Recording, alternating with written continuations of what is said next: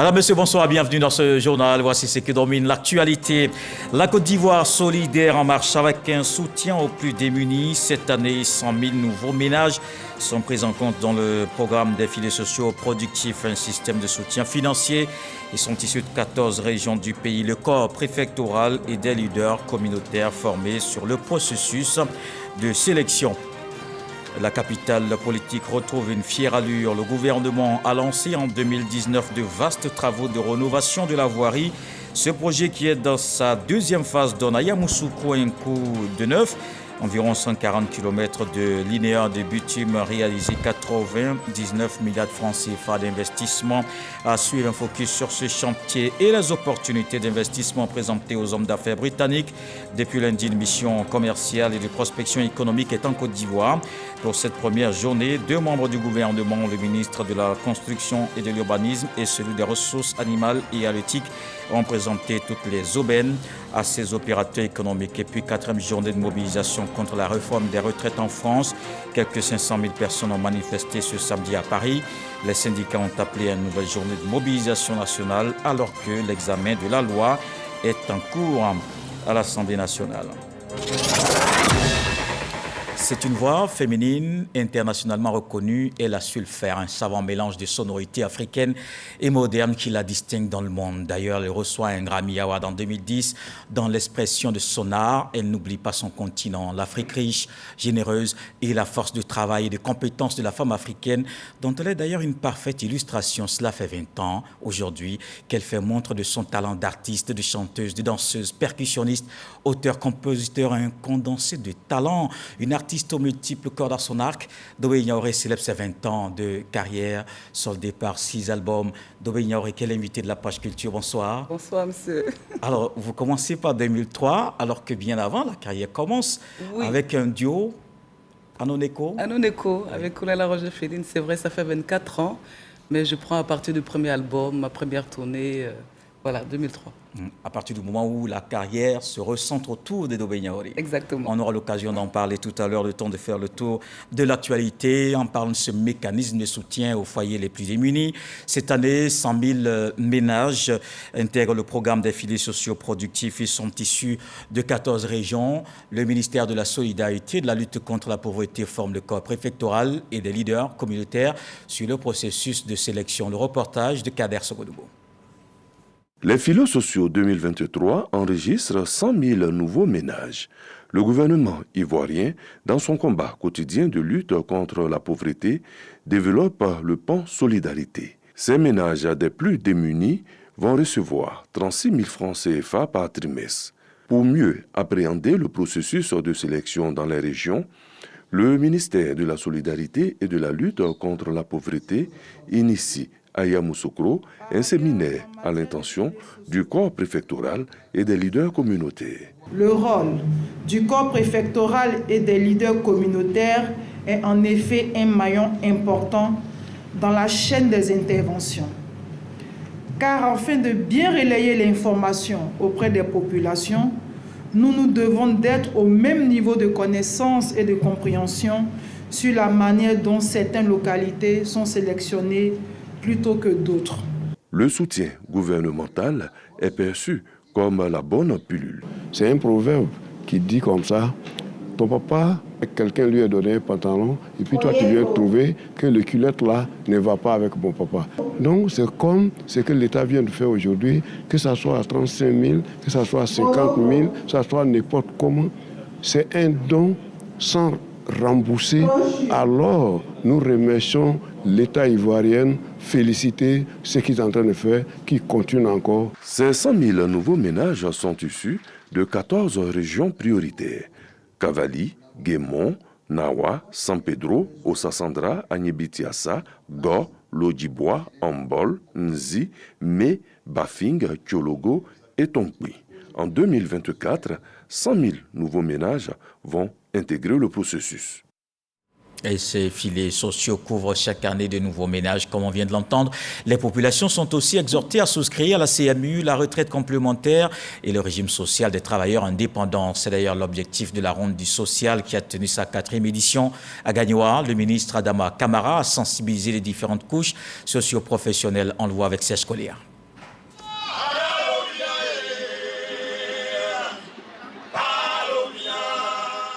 Gagnoa, la capitale de la région du Go, ouvre les bras à la 4e étape de la ronde du social. Ce jeudi 9 février, Maître Adama Kamara est accueilli dans une liesse au stade Biakaboda.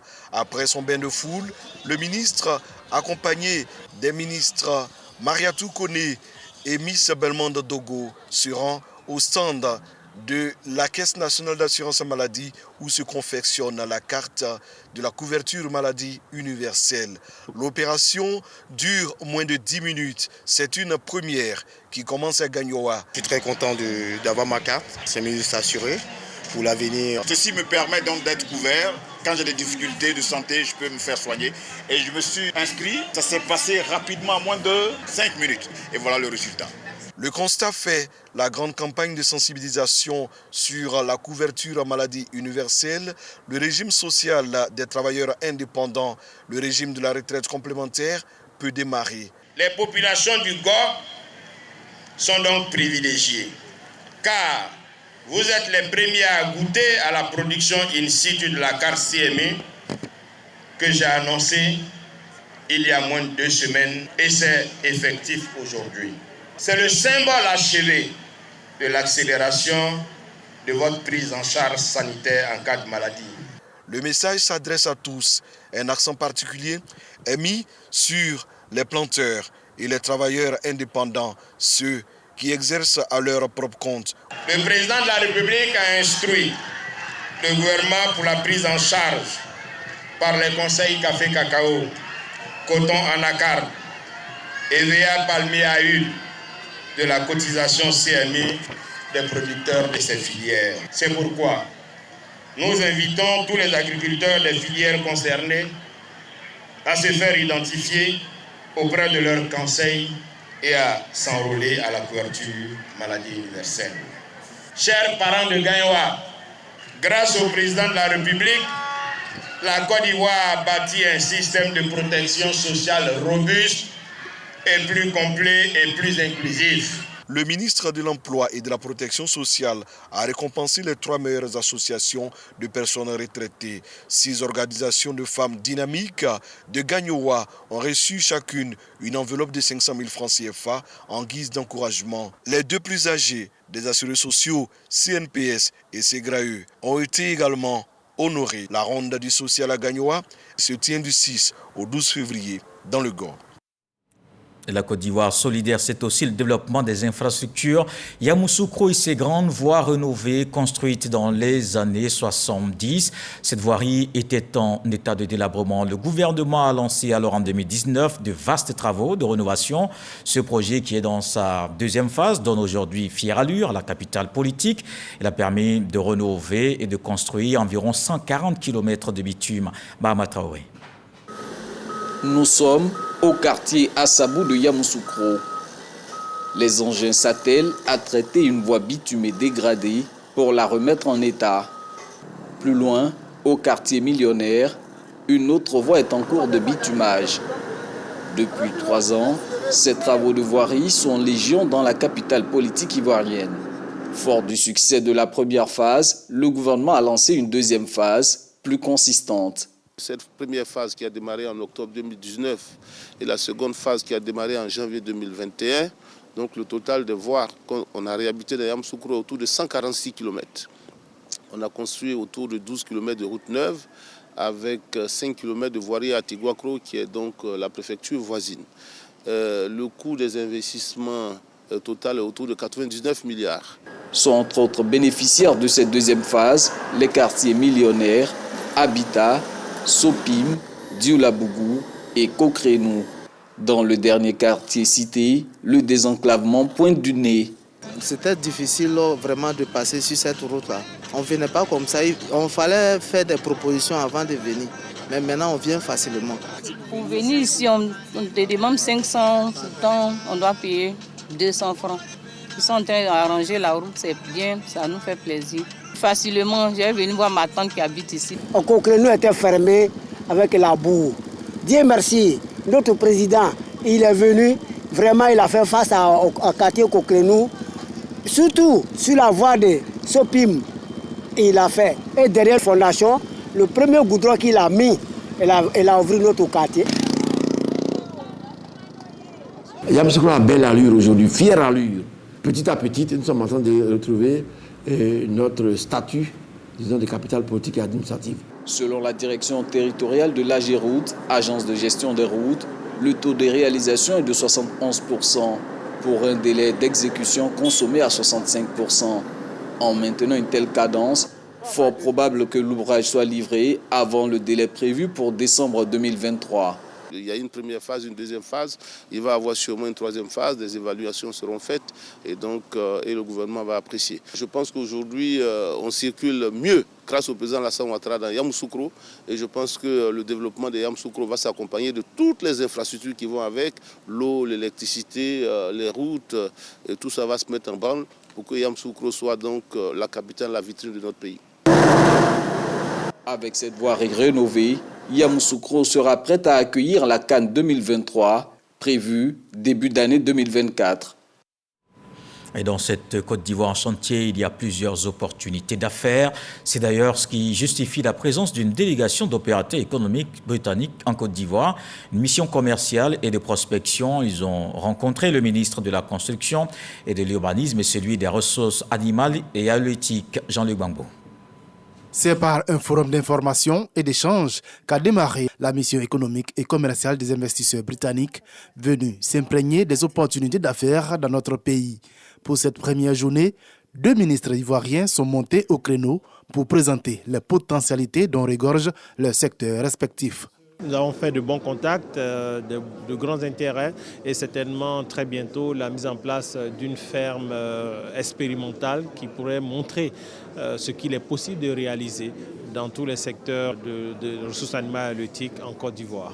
Nous avons 600 000 besoins en logement, nous avons des besoins en bureaux qui sont très importants pour l'État de Côte d'Ivoire lui-même, qui dispose de ressources foncières, donc qu'il peut mettre à la disposition de ses investisseurs.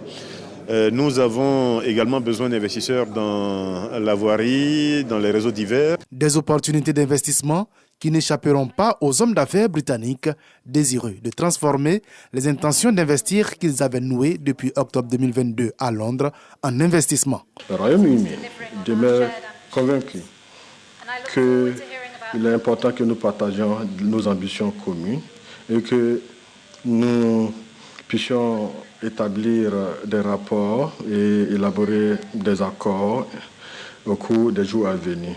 Et je pense que cela augure des lendemains meilleurs. Cette mission est surtout pour la Côte d'Ivoire une occasion de se positionner comme une destination incontournable pour les affaires dans la sous-région, mais également en Afrique. Au-delà du code des investissements très attractif dont dispose notre pays, nous travaillons à améliorer l'environnement des affaires, à offrir un environnement favorable au développement des PME. Par ailleurs, des mesures incitatives également ont été adoptées en complément du compte des investissements et mises en œuvre. Cette première journée a été marquée par des rencontres B2B entre les délégations et l'ensemble des acteurs de l'environnement des affaires ivoiriens. Notons que de 2020 à 2021, le volume des échanges et de marchandises entre les deux pays s'évalue à 434 milliards de francs CFA, en hausse de 8%. Le groupement des services eau et électricité, la première structure privée certifiée ISO 37001 en Afrique de l'Ouest. Il a aussi reçu le 3e prix anti-corruption. Ses succès, présenté au ministre de la Promotion de la bonne gouvernance. Ce groupement a exhorté à poursuivre les bonnes pratiques en matière de lutte contre la corruption. Dangui. La réputation et la crédibilité sont des outils de compétitivité d'une entreprise. C'est une conviction partagée par de nombreuses entités privées, dont le groupement des services eau et électricité, GS2E. Première structure privée certifiée ISO 37001 en Afrique de l'Ouest et ayant obtenu le 3e prix anticorruption pour le respect des normes et pratiques en matière de bonne gouvernance, GS2E a présenté ses trophées au ministre de la Promotion de la bonne gouvernance ce jeudi. Nous sommes dans un groupe où nous sommes persuadés que nos résultats à long terme sont liés à la bonne gouvernance et à la lutte contre la corruption. Pour cela, on s'est appuyé sur une méthodologie, la norme ISO 37001, parce que justement nous estimons qu'en construisant nos résultats dans l'honnêteté et dans la bonne gouvernance, on pourra durer très longtemps. Le groupement de services eau et électricité est un cas école en matière de lutte contre la corruption dans le secteur privé, selon le ministre de la Promotion de la bonne gouvernance.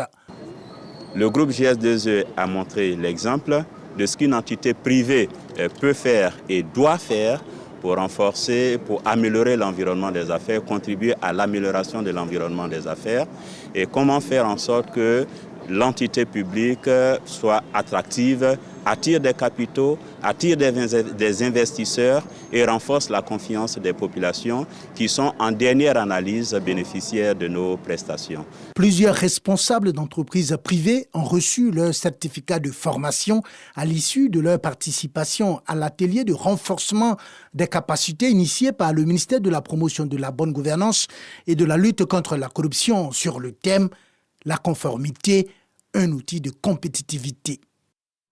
La Chambre nationale des métiers de Côte d'Ivoire était en assemblée générale élective. À Yamoussoukro, les 122 délégués départementaux ont choisi le président sortant, Bamba Kassoum, un renouvellement de confiance pour un nouveau mandat que l'on voit avec Kader Sogodogo.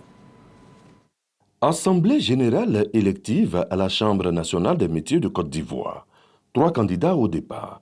Kwadjo Guy de Yamoussoukro va désister au profit de Siaka Sangaré d'Abidjan Koumassi. Face à lui, le président sortant, Kassoum Bamba de Korogo. C'est ce dernier qui va conserver son fauteuil. Pour un collège électoral de 122 délégués départementaux, il obtient 102 voix, soit 83,61%. Je rends grâce à Dieu. Je dis merci au président Alassane Ouattara et son gouvernement. Ils ont permis l'organisation de cette élection qui nous confère aujourd'hui un mandat de 6 ans. Les artisans m'ont fait confiance pour le travail que nous avons entamé ensemble. Et nous pensons que le programme que nous avons présenté, ça a attiré. Et je crois que les artisans savent lire entre les lignes. Une élection démocratique qui sonne un nouveau départ. Je voudrais féliciter le nouveau président élu et lui dire que nous allons nous mettre autour de lui au bénéfice des artisans de la Côte d'Ivoire. La Chambre nationale des métiers de Côte d'Ivoire est placée sous la tutelle du ministère du Commerce, de l'Industrie et de la Promotion des PME. Le ministre Souleymane Diarra-Souba et son équipe ont multiplié les rencontres pour aboutir à cette élection pacifique. Et dans le secteur agricole, une étude rendue publique sur les chaînes de valeur Anacad et Ignam, elle est réalisée par l'Agence nationale d'appui au développement rural, l'ANADER. Des détails avec Ascando. Avec le soutien technique et financier des Catholiques Relief Service, une agence humanitaire internationale de la communauté catholique des États-Unis, Caritas Côte d'Ivoire, a sollicité l'Agence nationale d'appui au développement rural ANADER afin de mener une étude diagnostique des chaînes de valeur Anacad et Ignam dans la région du Gontougo. Il existe des technologies, notamment en termes de nouvelles variétés et surtout des plants greffiers qui sont plus rentables, qui dégagent des marges à l'hectare beaucoup plus significatives. Mais malheureusement, ces plants greffiers ne sont pas encore utilisés par le plus grand nombre des producteurs. Au niveau de l'Ignam, sur le segment production, il y a l'accent à mettre sur les variétés. Il faut arriver à mécaniser certaines tâches pour réduire la pénibilité. Il y a un déficit d'organisation. Premier pays producteur mondial de noix de cajou, la Côte d'Ivoire fournit plus du quart de l'offre mondiale de noix de cajou avec une production de plus de 900 000 tonnes en 2021. Pour consolider ces acquis, la réalisation de cette étude est nécessaire. Ce document est appelé à devenir un véritable gouvernail devant nous amener à construire les bases solides sur lesquelles reposera notre stratégie d'accompagnement de proximité des populations vulnérables, adaptées aux conditions et aux spécificités des populations et aux contingences actuelles. La Caritas a pour mission, entre autres, de promouvoir le développement de tout homme en créant une conscience de solidarité, de partage et de justice sociale. Et on parle aussi de cohésion sociale. Le président du COSIM a reçu une délégation de la Fédération pour la paix universelle. Elle est conduite par son représentant pays, Akasaï Lazare. Il a traduit ses félicitations à la communauté musulmane pour ses actions de paix et invité à multiplier ses initiatives. Khalid Diomandé et Jean-Marc Djadji. La délégation pays de la Fédération pour la paix universelle, FPU, à sa tête, son président Akassaï Lazare, est au siège du Conseil supérieur des imams, des mosquées et des affaires islamiques, COSIM. Dès l'entame des échanges, Akassaï Lazare félicite de vive voix le leader de la communauté musulmane pour ses initiatives et ses messages de paix et d'amour. C'est justement au regard de l'engagement de l'homme en faveur de la cohésion qu'Akassaï Lazare l'invite solennellement au sommet régional de l'Afrique, prévu les 20 et 21 mars prochains à Abuja, au Nigeria. Sommet qui va réunir des milliers d'hommes épris de paix, d'hommes et femmes épris de paix, parmi lesquels des guides religieux, parmi les plus éminents du monde. Il est bon que notre guide à nous soit dans ce forum pour porter la voix de la paix, pour apporter ses idées aussi et sa vision. La paix, pour nous musulmans, c'est un des noms de Dieu. Dieu s'est attribué, un de ses noms, c'est la paix, as-salam. Donc, aller participer à un sommet qui parle de la paix est d'une importance capitale pour nous. Au terme de l'entretien, le cheikh Ousmane Diakité offre plusieurs exemplaires du noble Coran à ses invités. Il les exhorte à s'inspirer des enseignements qui y sont consignés pour réussir leur mission de promotion de paix universelle. Je vous emmène dans le centre du pays. Voyons cette communion entre Thérèse Houphouët-Boigny et les populations de Toumoudi. C'était à Zaakro, un village du département. La toute première dame de Côte d'Ivoire a eu droit à un accueil populaire, à une mobilisation, comme pour réaffirmer à l'épouse de l'apôtre de la paix, le président Félix Houphouët-Boigny, l'attachement de Toumoudi à la cohésion sociale. Léon Brou. Pour un retour au bercail voulu sans tambour ni trompette, donc dans le secret familial avec les Ali, Thérèse Houphouët-Boigny accueillie par les populations de Toumoudi. Normal, il s'agit de communier avec une des leurs encore fierté nationale, puisque toute première dame de Côte d'Ivoire. Cette mobilisation aussi, d'autant que la dernière visite de Thérèse Houphouët-Boigny à Toumoudi remonte déjà à des décennies. Je tends vers 60 ans. C'est la première fois que je la vois à Toumoudi. Donc cette visite, certes, elle est familiale, elle ne saurait passer inaperçue. Et quoi de plus naturel pour elle que de venir chez son frère, M. Kamé Ali, qui malheureusement n'a pas pu être présent et donc il m'a demandé de la recevoir comme une digne fille de Toumoudi. Soumise en partie au poids de l'âge, son agenda n'aura pas permis à Thérèse Houphouët-Boigny de s'adresser aux siens.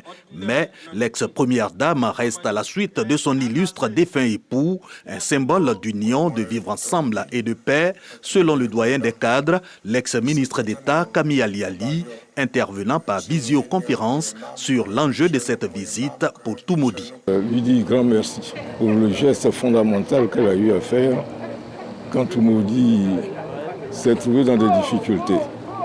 Nous sommes attachés à Toumoudi, aux idéaux de son illustre mari, à savoir la paix, à savoir le dialogue, à savoir la fraternité.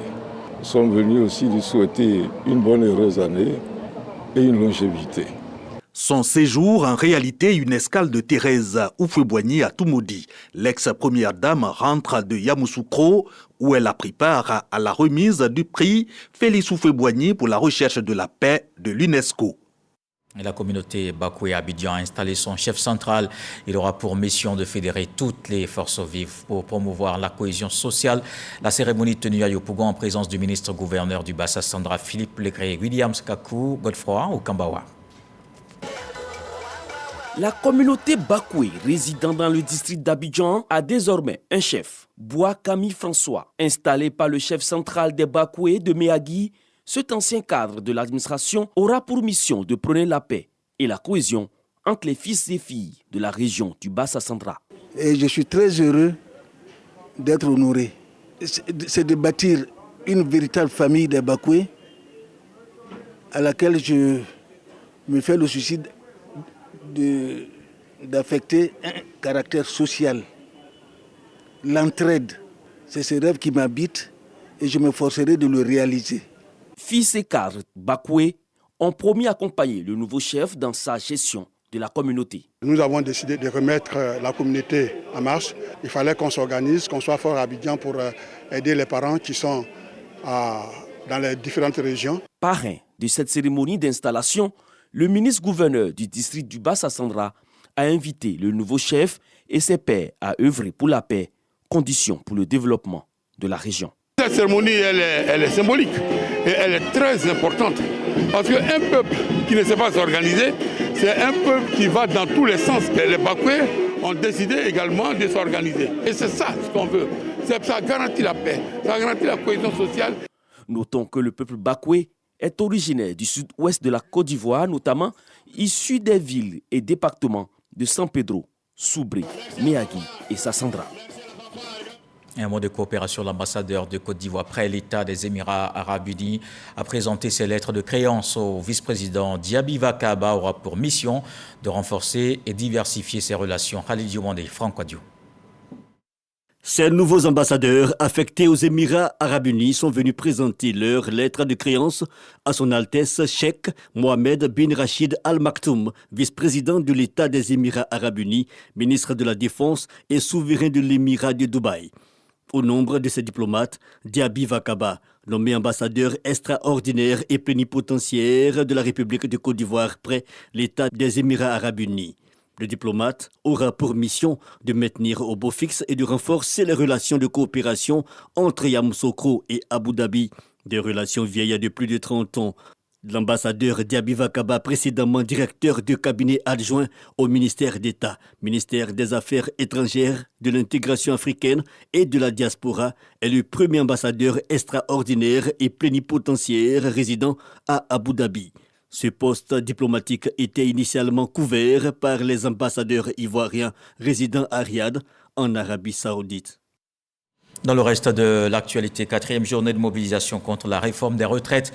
En France, quelques 500 000 personnes ont manifesté ce samedi à Paris. C'est ce que note la CGT.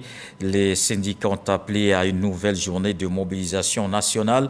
L'examen de la loi est en cours à l'Assemblée nationale. Les manifestants menacent, je cite, de mettre la France à l'arrêt dans tous les secteurs le 7 mars si le gouvernement et le Parlement restent sourds. On ouvre la page consacrée à la culture dans ce 20h. 5 manifestants dans les rues.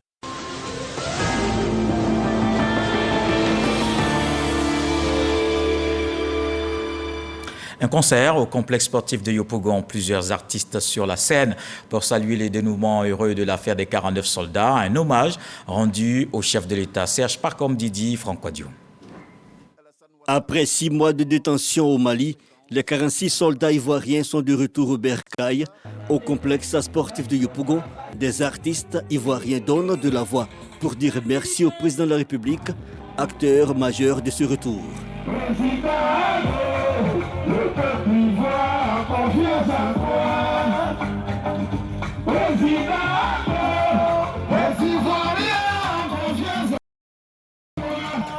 Merci au président de la République pour la classe, l'élégance avec laquelle il a résolu cette crise avec le Mali et l'a ramené à la maison des soldats. Des artistes de différents genres musicaux se succèdent sur le podium, dressés pour la circonstance. Une fois encore, la diplomatie a montré sa force. Nous voulons dire à tout le monde que dorénavant qu'il fasse confiance à la diplomatie. La diplomatie paye toujours. Une chaude ambiance et le public qui ne boude pas son plaisir. Plusieurs associations de jeunes venus rendre hommage au chef de l'État.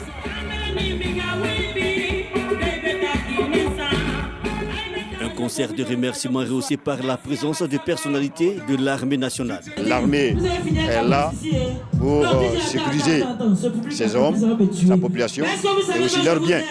Et maintenant, si cette population vient saluer vraiment cet acte, je pense qu'il faut les remercier et il faut les encourager. À travers ce concert, ces artistes démontrent bien cette réalité.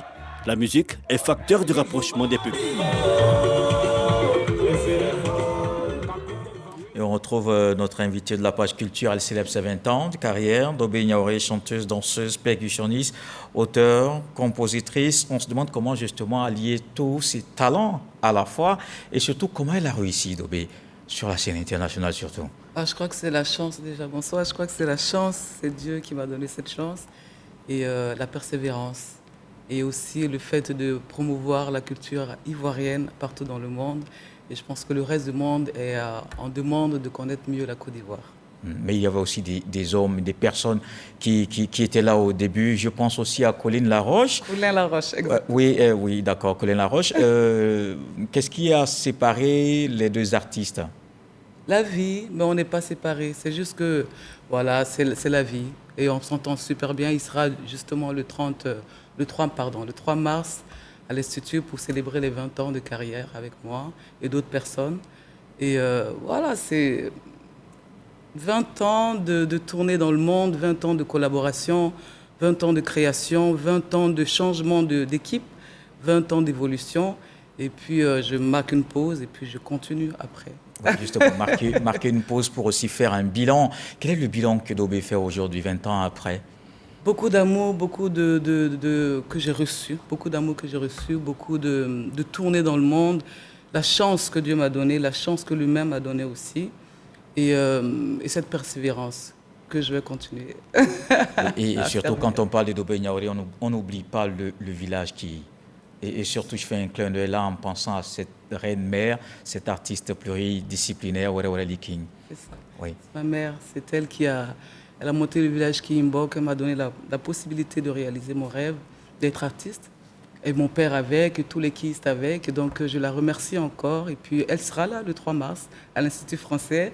Il y aura encore d'autres artistes. Donc, voilà, venez, tout le monde venez, on va s'amuser, on va fêter ensemble. Et puis, c'est une occasion pour moi de dire merci à la Côte d'Ivoire, merci à mon pays, merci à tous ceux qui m'ont soutenu, merci à tous ceux qui me poussent, qui me donnent tout le jour du courage pour continuer dans la carrière. Ouais, 20 ans de carrière. On poursuit tout de suite après cet élément de sèche par Comme Didi, commenté par Franck Adio.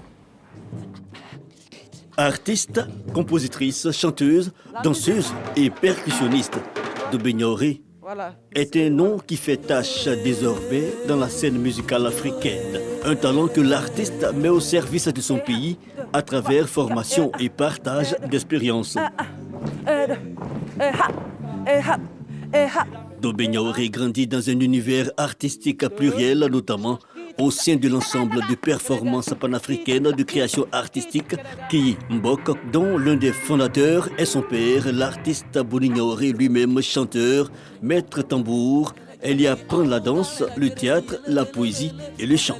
Dobé Niaouré part s'installer en France. Elle sort en 2003 Anno Nico, sa toute première œuvre musicale. La nouvelle étoile se fait très vite remarquer par ses chorégraphies et la puissance de son timbre vocal.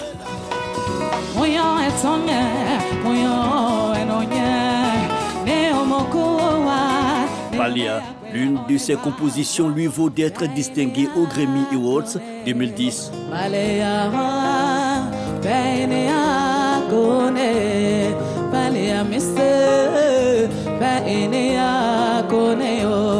Dobé Niaouré compte à son actif 6 albums, dont Miziki, le 5e album de sa carrière, et Couleur, sa toute dernière sortie qui marque ses 20 années de carrière musicale. Alors, Paléa a permis, on va le dire ainsi, sorti en 2007, a permis de donner les Grammy. Est-ce que vous considérez que c'était cela le couronnement de cette carrière, en tout cas pour ces 20 dernières années? Couronnement, je ne sais pas. Je ne sais pas si je penserais ça. Mais je pense que c'est une chance que j'ai eue et un encouragement pour continuer dans la voie que j'ai choisie musicale, qui est très spéciale, qui n'est pas très commun, mais qui m'encourage. Et voilà, ça m'encourage. Et tous ces BBC, le prix BBC que j'ai eu en 2003, voilà, tout ça qui m'encourage. Alors, moi, quand j'écoute Dobé Niaouré, j'ai l'impression qu'elle compose ses chansons pour danser. Ah non, j'ai fait aussi de la musique acoustique. Paléa est très acoustique. J'ai 50-50. Mais sur la scène, c'est vraiment tout un mouvement de Dobé Niaouré. Cette mise en scène particulière, c'est pas de danse comme d'ailleurs on vient de le voir.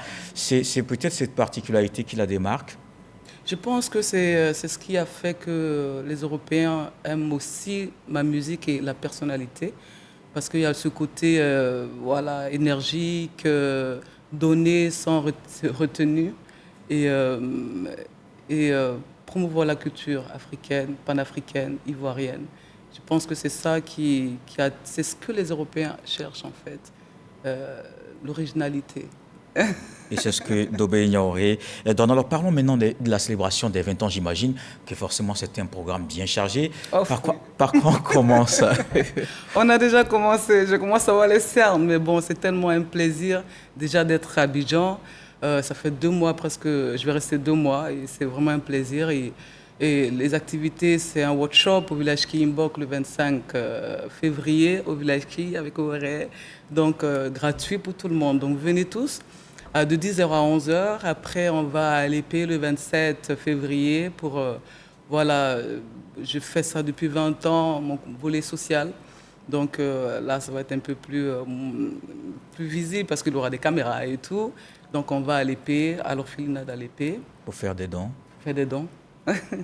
Et quoi d'autre? J'ai un trou de mémoire, mais surtout le 3 mars. La date du 3 mars. Qu'est-ce qu'il y aura, un concert? Un concert à l'Institut français qui nous donne carte blanche, vraiment généreusement. Et puis, inviter mon père qui sera là. Il aura... On ignorait, il faut le dire. Bien sûr. Papa sera là. Blaka, mon petit frère, sera là. Elou, mon cousin, sera là. Et puis d'autres surprises que je ne vais pas dire ce soir. Et disons aussi que c'est une famille d'artistes. Oui. Finalement. Oui, on est une famille d'artistes. Qui ne chante pas dans la famille? Non, je ne pense pas. Tout le monde? Non, tout le monde chante. Tout le monde chante. Mais alors, donc, vous vous êtes retrouvés et ça marche plutôt bien. Alors, on a le sentiment que vous préférez, ou sinon, Dobé Niaouré, c'est beaucoup plus la scène internationale. Qu'est-ce qu'elle ne fait pas? Qu'est-ce qu'elle devrait pour la production en local, surtout dans son pays, la Côte d'Ivoire? Je pense à cette célébration des 20 ans avec un concert peut-être populaire au Palais de la Culture et tout le reste. Ça, je pense que c'est l'univers qui va décider plus tard. Mais pour l'instant, je me concentre et je comprends que ce n'est pas évident pour les Ivoiriens d'écouter autre chose que ce qui s'écoute quotidiennement. Et je comprends, mais moi, je suis née à une époque où il y avait Marcelin Yassé, et ce que je fais aujourd'hui, il s'écoutait beaucoup avant. Donc, je ne désespère pas. Je pense que cette étape qui a 20 ans reviendra, et puis on aura le choix d'avoir la diversité musicale ivoirienne avec la musique traditionnelle, et que beaucoup d'artistes traditionnels seront là, pourront faire le live, pourront avoir du public voilà, et vivre de leur métier. Donc pour ces 20 ans, il y a que ce seul concert du 3 mars à l'Institut Goethe. C'est ouvert à tout le monde? À l'Institut français? Français, oui. Oui, bien sûr, c'est ouvert à tout le monde. Bien sûr que venez tous, que ça soit plein, et que ça soit plein. Et comme ça, je saurai si je suis écouté, si je peux vraiment compter sur les Ivoiriens. Oui, bien sûr. Ouais, il le faut. Déjà que vous êtes sur le plateau de RT1. Alors, qu'est-ce qui reste pour la suite? Qu'est-ce que vous nous prévoyez, Dobé? Un prochain album pour 2023, j'espère entre septembre et décembre 2023, qui va s'appeler Zouzou. Et puis, un autre album en 2024 qui va suivre directement, un album symphonique avec l'Orchestre Philharmonique de Luxembourg, 500 cordes. Et voilà, un super bel album. Alors finalement, ça fera beaucoup d'albums en même temps. Oui. Déjà le dernier, le 6e, oui. Vous annoncez déjà d'autres, on n'a pas fini de consommer. Oui, non, je crée tout le temps. La créativité est là, Dieu merci. Oui. Et ça se voit. Mais d'où justement elle tire cette inspiration alors? La croyance et puis le fait d'être en vie. C'est une chance d'être en vie. C'est une chance de pouvoir réaliser ses rêves, c'est une chance de pouvoir rencontrer des gens. Et puis, je prends chaque événement, que ce soit négatif ou positif, pour de la création. Alors, Dobé Niaouré chante en bété, en malinké, en dida, en lingala, en créole haïtien, en français, en anglais. Et quoi d'autre? Tout. Peut-être japonais un jour. Ah oui? Ouais. Parce que c'est possible. Parce que c'est possible. Dieu nous a donné la... Bon, je veux dire, je chante en différentes langues, mais je ne les parle pas. Mais je fais l'effort de travailler avec des traducteurs à chaque fois.